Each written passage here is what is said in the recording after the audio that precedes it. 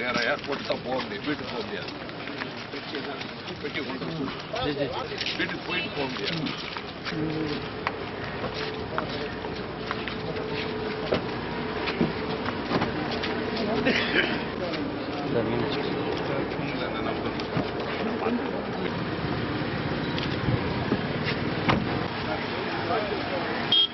Neutrino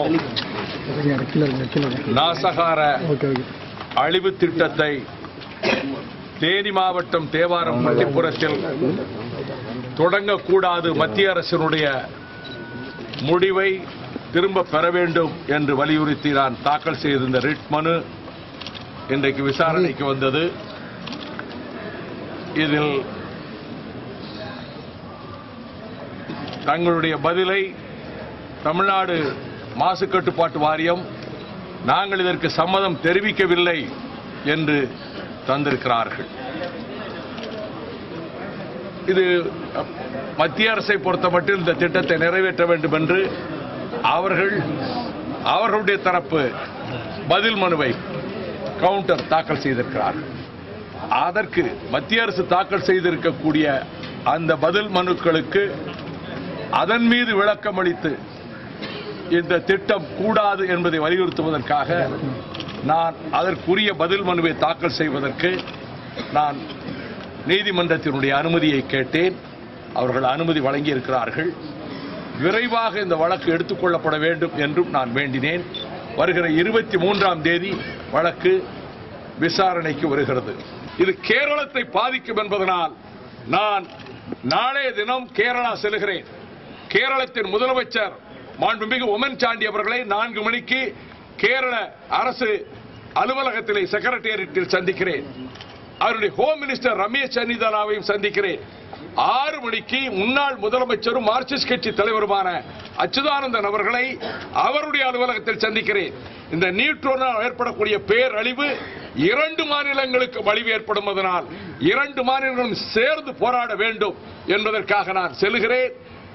Tamil Nadu அரசு இந்த திட்டத்துக்கு ஆதரவு இல்லை என்பதனால் தான் பொல்யூஷன் கண்ட்ரோல் போர்டு நாங்கள் கன்சென்ட் அனுமதி கொடுக்கவில்லை என்று தெரிவித்து விட்டிருக்கிறது. இங்கே காவிரியிலே கர்நாடகம் 2 அணைகள் கட்டுவதை தடுக்கவும், மீத்தேன் நாசகார திட்டத்தை விரட்டவும் 18ஆம் தேதி 14 மாவட்டங்களில் மத்திய அரசை ஸ்தம்பிக்க செய்கின்ற, இயங்க விடாமல் செய்கின்ற முற்றுகை போராட்டத்தை காவிரி பாதுகாப்பு இயக்கத்தின் சார்பில் ஏற்பாடு செய்திருக்கிறோம். 12ஆம் தேதி தஞ்சாவூரில் 10 மணிக்கு இந்த காவிரி பாதுகாப்பு இயக்க ஆலோசனை கூட்டத்திலே பங்கேற்ற அனைவரும் கலந்து கொள்கிறார்கள். இதற்கு மத்தியில் வழக்கறிஞர்கள் போராட்டத்தை நான் ஆதரிக்கிறேன். காரணம், ஏறத்தாழ 116 ஆண்டுகளாக இயங்கி வருகின்ற சென்னை சட்டக்கல்லூரி, டாக்டர் அம்பேத்கர் அரசு சட்டக்கல்லூரி, அங்குதான் நானும் பயின்றேன். தலை சிறந்த நீதிபதிகள் இங்கே பயின்றார்கள், தலை சிறந்த சட்ட நிபுணர்கள் பயின்றார்கள். இந்தியாவிலே இப்படி ஒரு ஹைகோர்ட் லா காலேஜ் கிடையாது. ஹைகோர்ட் வளாகத்துக்குள்ளேயே ஹைகோர்ட் கட்டிடங்களினுடைய அதே பரிமாணத்தோடு அதே அழகோடு சென்னை சட்டக்கல்லூரி அமைந்திருக்கிறது. சென்னை சட்டக்கல்லூரிக்குள் படிக்க போகிற மாணவர்களுக்கு அந்த உயர்நீதிமன்ற வளாகத்தில் இருக்கிற பொழுதே சட்டத்தில் ஈடுபட வேண்டும் படிப்பிலே என்கிற ஆர்வமும், அங்கு நீதிமன்றங்களை போய் உடனடியாக அவ்வப்பொழுது போய் பார்ப்பதிலே தான் சிறந்த வழக்கறிஞர் ஆக வேண்டும் என்ற உத்வேகமும் ஏற்படுகிறது. எனவே எந்த காரணத்தை முன்னிட்டும் சட்டக்கல்லூரியை இதுவரை இயங்கி வந்த இடத்திலிருந்து அகற்றக்கூடாது.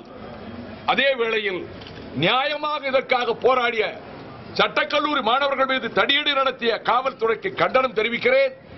சம்பந்தப்பட்ட அதிகாரிகள் மீது தக்க நடவடிக்கை